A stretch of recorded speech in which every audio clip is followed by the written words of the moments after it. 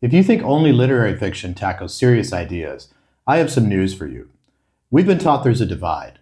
On one side, we have literary fiction.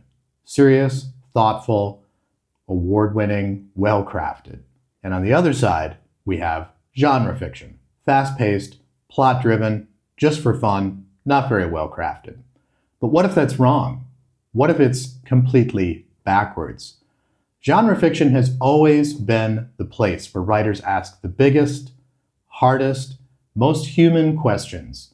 Questions about death, identity, power, justice, agency, memory, fear, love, the things that define who we are. And it's not subtle. Genre fiction takes these questions and cranks them up to 10, because when you put a character in a haunted hotel, on a failing spaceship, or in a dystopian government, you find out what they're really made of. So let's start with this. Genre fiction is rooted in universal human questions. From its beginning, genre fiction has grappled with timeless questions. What makes us human? How should we live? What do we fear? Why do we fear it? Think about Frankenstein. It's not just about a monster. It's about science, responsibility, isolation, alienation, and the limits of human ambition. Science fiction, horror, fantasy, even crime fiction are idea engines. They create extreme situations to test our ethics and our humanity. Take, for example, The Left Hand of Darkness by Ursula K. Le Guin. This is a book that explores gender and societal norms through the lens of an alien culture. But it's not just about asking big questions. It's about how genre tells truth in ways that literary fiction just can't. So genre gives writers freedom to say what literary fiction can't. Literary fiction often sticks to realism. Genre allows metaphors to become real. Racism becomes an alien invasion. Surveillance becomes a dystopian regime. Grief becomes a haunting. Think about The Hellbound Heart from Clive Barker, where a woman's grief manifests and recalls her dead lover. Still think genre fiction is just playing pretend? Let's look closer. It's always been a mirror of the world around us. What I mean by that is that genre stories reflect their time, just like literary fiction.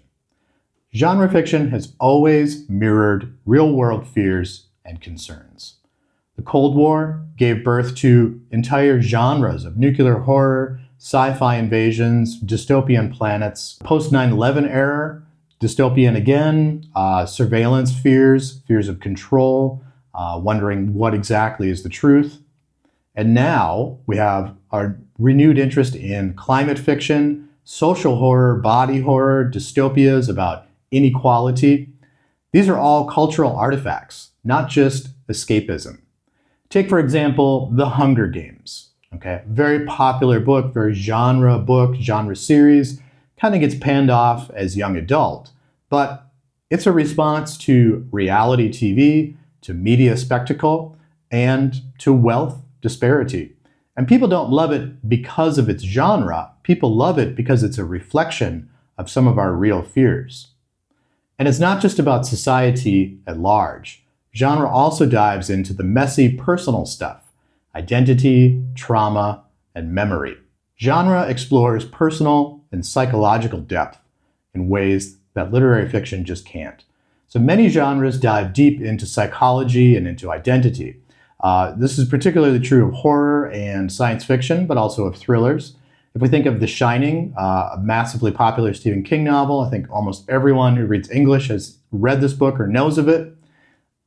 Yes, it's a ghost story, but it's also about addiction, it's about inherited violence, and it's about isolation. Kindred by Octavia E. Butler. This is about trauma, generational memory, power dynamics, social structures, things like that. Never Let Me Go. Is this literary fiction or is this science fiction? It's a tale of morality, purpose, and dignity. Horror and science fiction especially allow internal struggles to manifest outwardly, often more vividly than realism can. Genre stories often ask, what happens when the mind becomes the setting. The literary world is finally catching up. More critics, scholars, and awards are recognizing genre's depth. If we look at writers like Margaret Atwood, Kazuo Ishiguro, Colson Whitehead, Emily St. John Mandel, all of these writers blur the lines between literary fiction and genre fiction. All of these writers clearly are working within the structures and frameworks of genre fiction to tell very universal tales. So genre's literary legitimacy is no longer in question. It's just slow to be acknowledged. Genre fiction hasn't changed. The conversation around it has. So let's go back to kind of my clickbait idea that you're wrong about genre fiction. It's not just about aliens, wizards, or serial killers. It's about us, our fears, our values, our memories, and our futures. Genre fiction asks the same questions as literary fiction, but just asks them louder, weirder, and with a much more vivid imagination. It reflects the world we live in, it dives deep into our psychology, and it's never shied away from big, uncomfortable truths. The only thing that's changed is how people talk about it, and it's about time that changed too. Now I want to hear from you. What's a genre book you think deeply about or has changed how you see the world? Drop it in the comments. I'm always looking for something more to read. And if you like this video, please don't forget to subscribe. There's more where this came from.